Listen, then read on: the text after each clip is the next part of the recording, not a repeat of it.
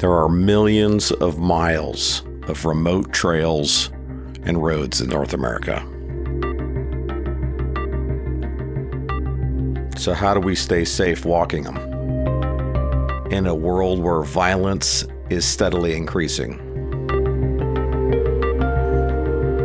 And we've all heard those stories about hikers that never came back and their bodies were found later. And whether or not you go armed, what are the trail tips and tricks you can use to keep yourself and your family safe?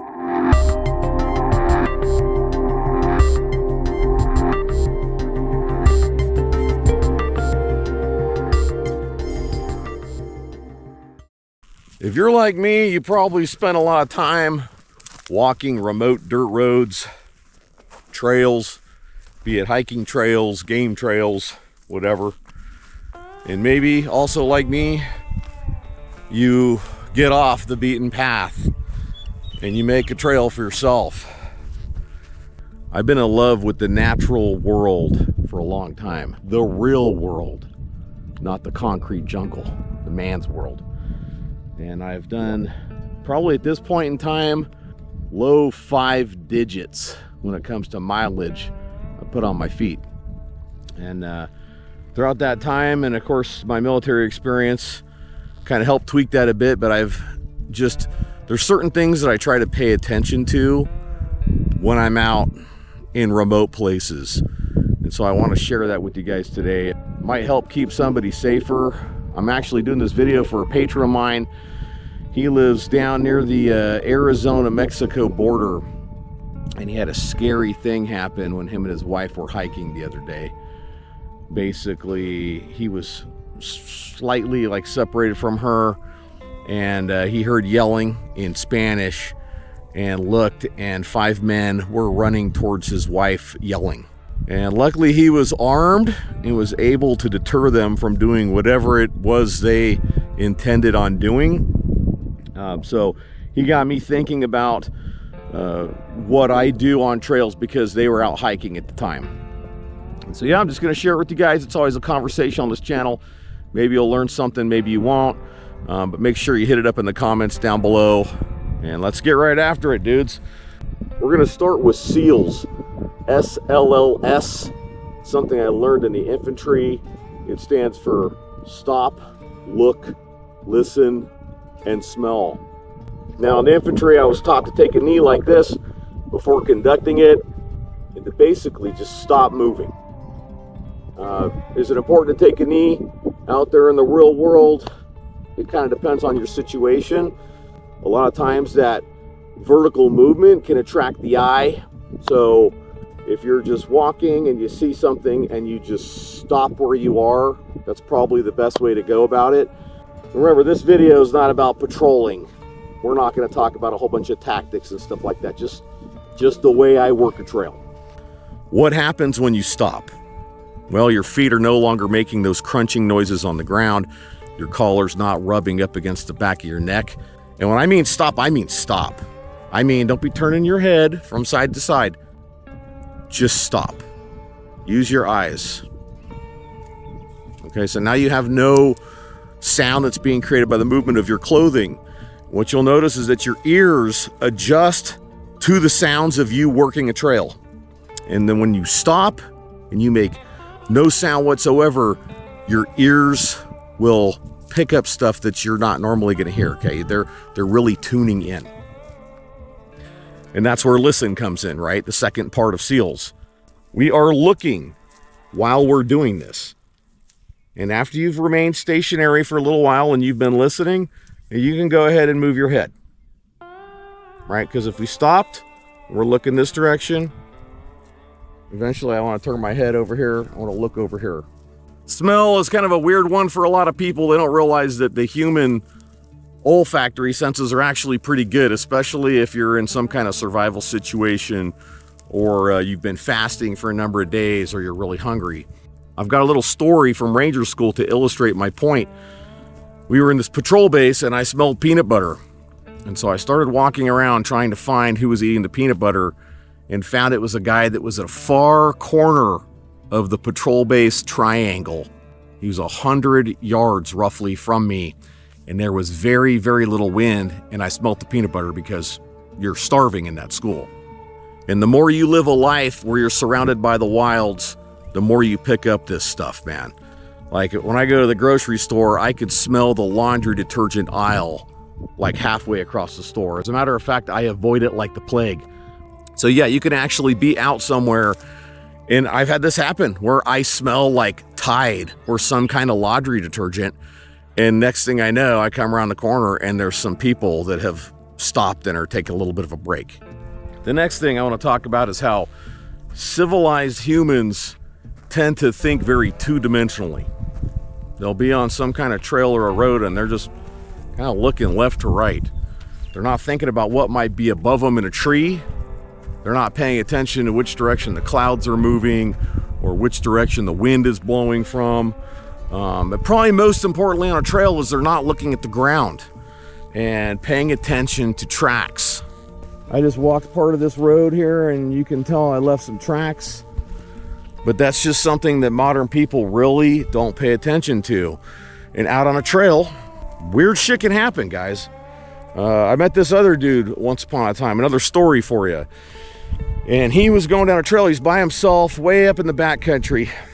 And he had a sidearm on, like I do right now, a revolver. And this guy ahead of him was coming down the trail towards him. And this dude looked disheveled, really sketchy, and had this evil grin on his face. And about 40 yards away, this guy pulled out a really big knife and did not slow his pace and continued walking. So what did he do? Well, he drew his pistol. He stopped moving, drew his pistol, held it at his side, and the guy that drew the knife stopped, stared at him, still with that evil grin on his face, and then he turned around and walked back the way he came. Well, the guy that told me this story, he was like, I'm out of here, man, which is a smart move to make. So he turned around and, you know, headed back to where he had his vehicle parked. I'm going to kind of go over that story a little bit more later in this video because there's some things you can do to kind of keep yourself a little more protected from that. I've had really sketchy run-ins with weird people out in the woods too, so I'm going to share with you guys my approach to dealing with that. But if you're looking at tracks, now you know, are you out there by yourself? Is there somebody else out there with you? How many other people are out there? Are they in a group? You know? So just something to think about. Time for a little trick I learned at Ranger School. It's a method of estimating how many people are in a group. Let's say you get out somewhere on some trail that you walk regularly and there's never any sign that anybody else is there, and you're out there on this one particular day and you notice there's a number of tracks on the ground. Now, I was taught how to do it with a rifle. If you don't have a rifle though, what you basically are looking for is something that's almost a little over 3 yards, about a meter in length. And so depending on your height, like for me, the center of my chest to the tip of my finger on one side is going to be, let's see, 6'2 3/4", so basically roughly 6'3". So we're looking at 37.5 inches, which also happens to be the length of this rifle.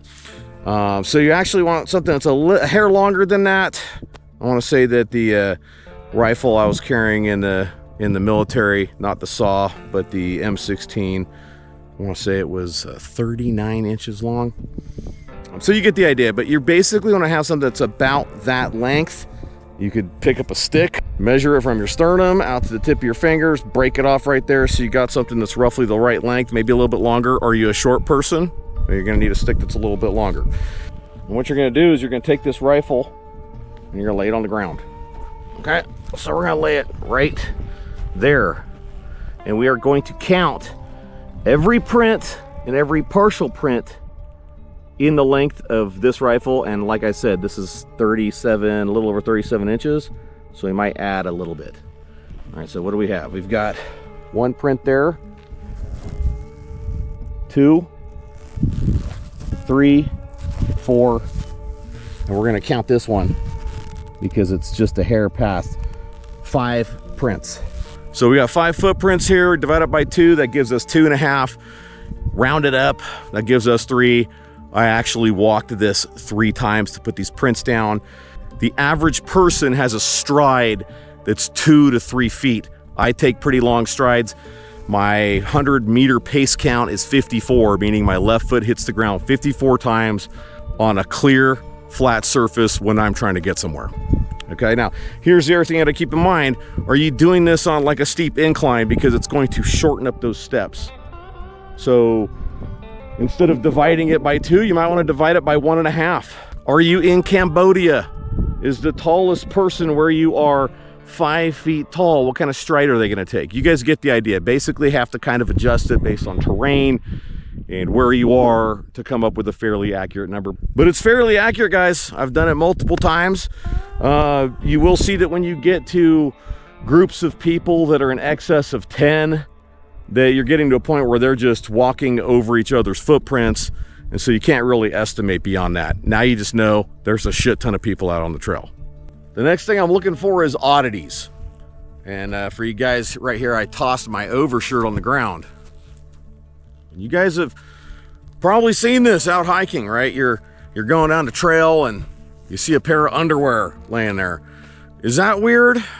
One pair of underwear? It might be a little weird, but people actually do shit themselves while they're out hiking. So it's not that odd to find a pair of underwear, man. They might have had a bit of a Hershey squirt in there. They took them off, wiped their ass with it, and tossed it on the side of the trail. Now, I have, and you have probably seen, piles of discarded clothing.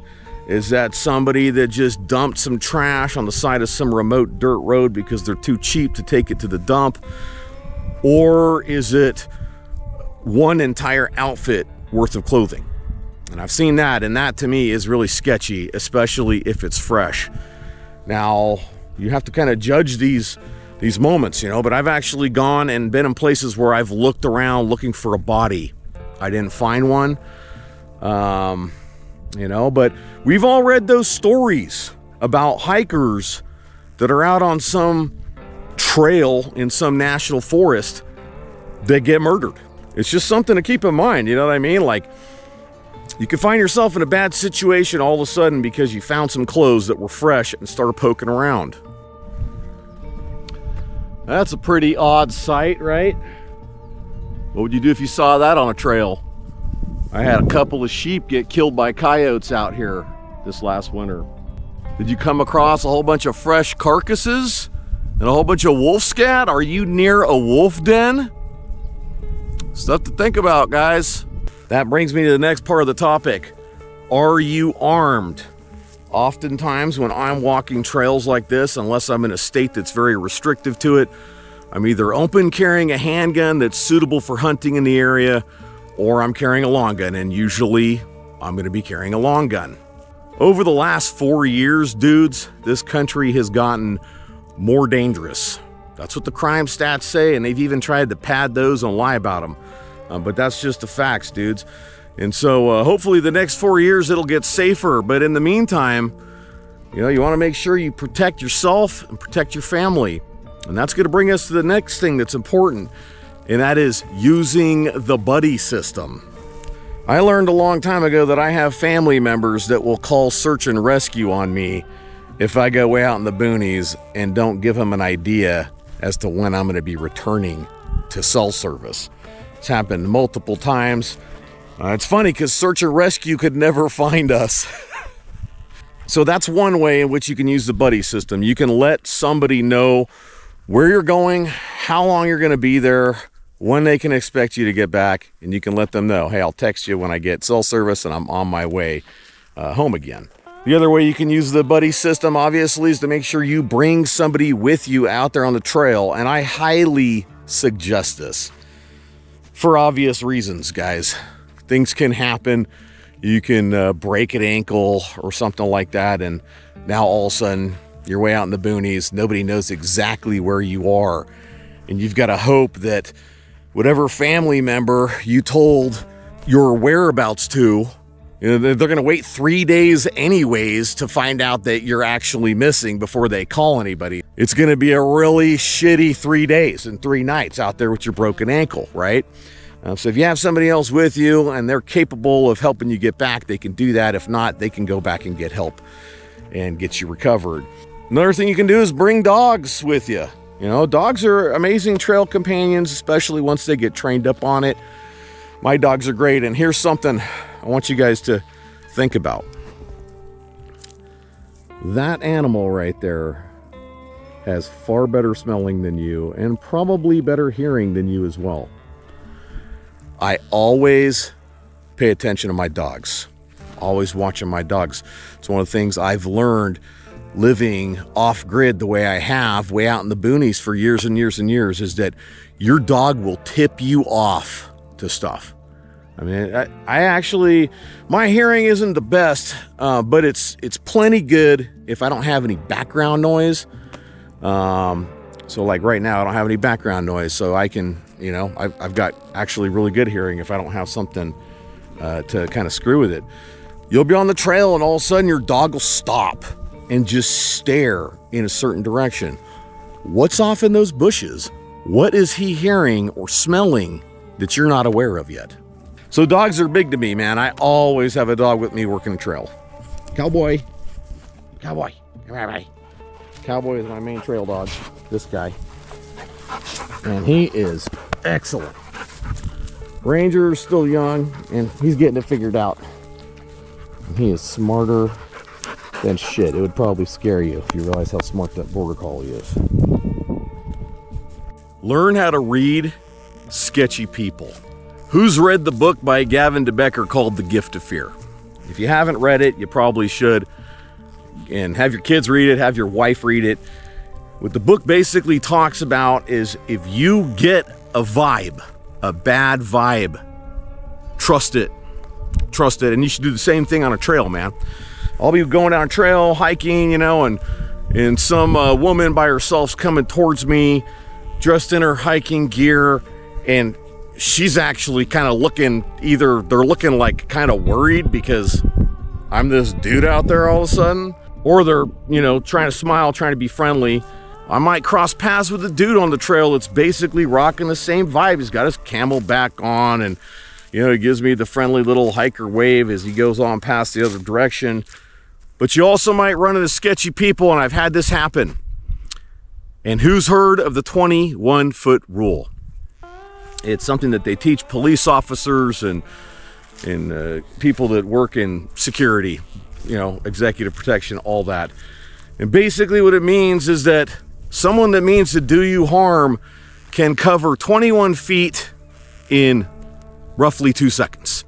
So how do you deal with this on the trail if you run into someone that's sketch? We're gonna use Cowboy to show you guys. Cowboy, come here, buddy. Okay, sits. He listens better than Ranger does, so he's gonna stay right there. Stay. All right, we're gonna say that Cowboy is one of these sketchy people. Now I'm coming down the trail. All right, we can see him. Hopefully you guys can see him.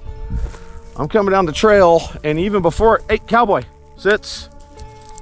Sits. Now he's gonna make me look bad. Stay. Stay.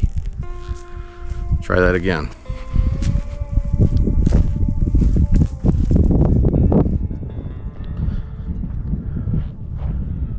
Okay, so there he is. And what am I gonna do? You know what I'm gonna do? For one, am I armed? I wanna make sure that they can tell that I'm armed. So I carry my pistol on my right side.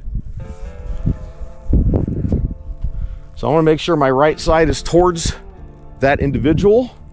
And I'm gonna get off the trail a bit, like I gotta go piss. Better to do it when they're further out than this. And what I'm not gonna do is I'm not gonna move myself into some kind of choke point. You know what I'm saying? Good boys, stay right there. Not gonna move myself into a choke point. I'm gonna get somewhere I can easily get out of it. And I'm just gonna get off the trail where they can tell that I'm armed. I'm gonna make sure that they know that I see them. That they know I know they're there. Get off the trail, look at them, You could pretend like you're taking a piss, but probably even smarter is just to take your pack off, turn around so you're facing the trail, and that person, act like you're getting into your lunch shit, you know? Act like you're stopping for a break and taking a sip of water. So now we've created some distance. They're going to have to make a move that very clearly spells out that they might intend to do you harm, right? If they start to follow you, if they get off the trail as well, now what do you do? Well, I am a firm believer in winning the initiative, pimps. I am.